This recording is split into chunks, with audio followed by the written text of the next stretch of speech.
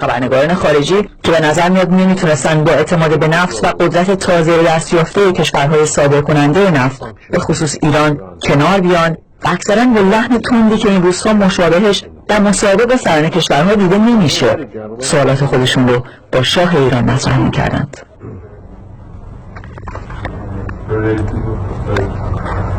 Do you understand sometimes the slight dilemma that some Western leaders feel about a very close relationship with your government, when there are some in America and in Britain too who feel that your regime is undemocratic? How do you respond to that?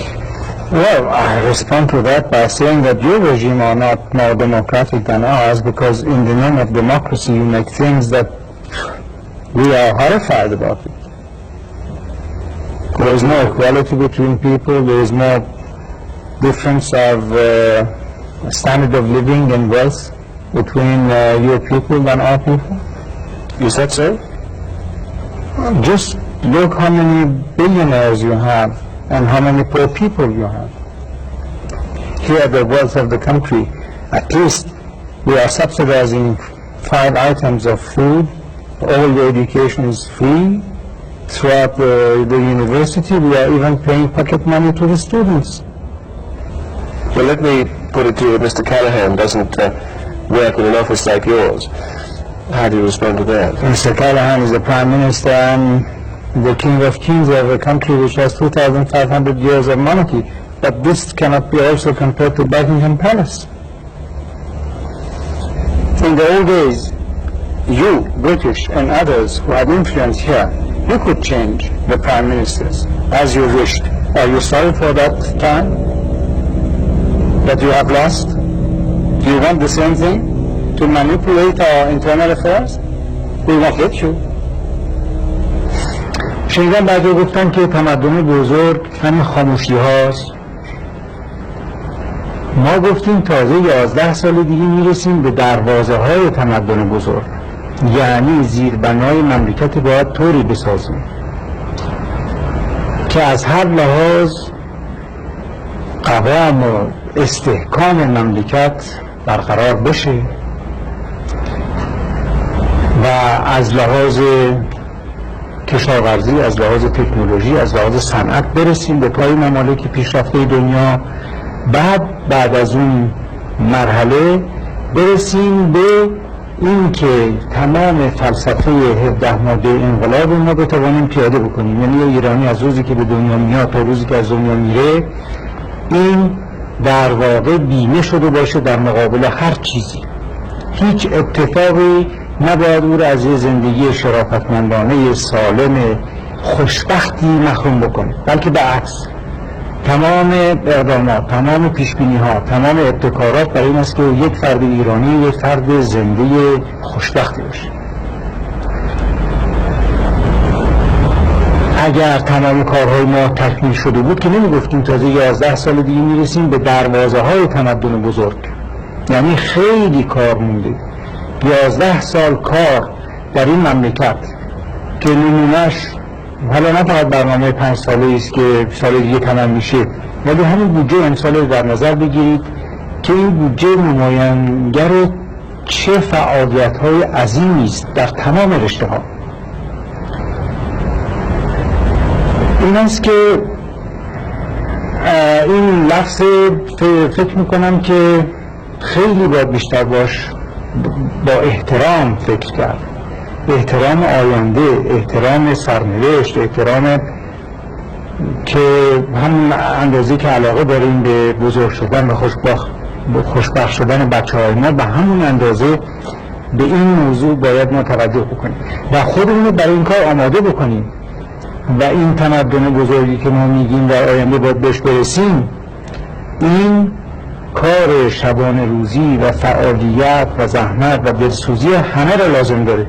ولاب در یه سینی گذاشتن و در طبق اخلاص هر کسی قرار دادن تا یه حدی ممکنه و اون ساختن مملکتی، اما تکمیلش با فرد ایرانی است که اگر توجه داشته باشه میرسیم و زودتر هم میرسیم. ولی اگر بخواد خب لاابالیگری و مسخره بازی و این قبیل حرفا مسلماً دیرتر به مقصد خواهیم. We don't make false promises in the elections, at least. What we say to our people is exactly what we can give them. Your Majesty, in our newspapers now, in our country, there is a great deal of comment, and there are reports today about our CIA aiding friendly nations, giving them money. Does the CIA play any part in this country today? Sure. What? Gathering information. We don't mind. Do they, in any case, give this country money? Money for what? Because If we don't give you money, you are not going to give us money. We are giving you a lot of money in buying your goods. As you know, I have been across the Gulf that you call Persian and they call Arabian. Why do you call it Golden Gulf? You have been to school, now haven't you? Yes. What was the name that you have given your school days? Persian Gulf. Well, But they do call it Arabian Gulf. they can do many things. It's true that when we started to defend our interests, the price of commodities also rocketed up by several 100%. But this cannot continue. If you increase, we increase. If we increase, we increase. We have got to find some solution for this. But if you just say no, the price of oil must come down because we have decided so, this is not possible. You built your progress and your affluence at our expense. So you can't say that we increased the price of oil all of a sudden, because for 20 and some odd years, maybe 24 years, we have just been terribly exploited in a very mean way. But weren't you a kind of partner to that exploitation when you signed the oil agreement of 1954, for instance? Well, we had no choice. What else? We were starving, and we had to start doing something to build the country. We had no choice. They dictated to us, they decreased the posted price of oil when all the price of commodities in the world were on the increase. And they were telling us, well, take it or leave it, and we had to take it. Now things have been put right. You and the Americans are feeding the world with your wheat, and all of a sudden your wheat that was sold for $60 a few years ago, you sold it for $245 last year or the year before. So your question, I don't think, is fair. What you're trying to say is that we are asking more for our commodities the same way that you are. Yes, exactly. And why? I don't know why you think that you are superior. We won't be pushed around. Is it perhaps that the Western countries are just not used to thinking of Iran as a major world power in any terms whatsoever, whether it's dealing about oil or whether it's talking about an army? Maybe you're right, but they will have to cope with this development soon. Well, our country in the next 10 years will be what you are today. In the next 25 years, according to other people, I'm not saying that, will be among the 5 most prosperous countries of the world. When you become something like that, you start to act accordingly. But let me put it this way. Many people watching you tonight, watching you talking to us now, many people in Britain, some of them cold, some of them quite poor, will be asking themselves what it is that you and certainly some of your Arab counterparts, sheikhs and rulers and governments, have against them.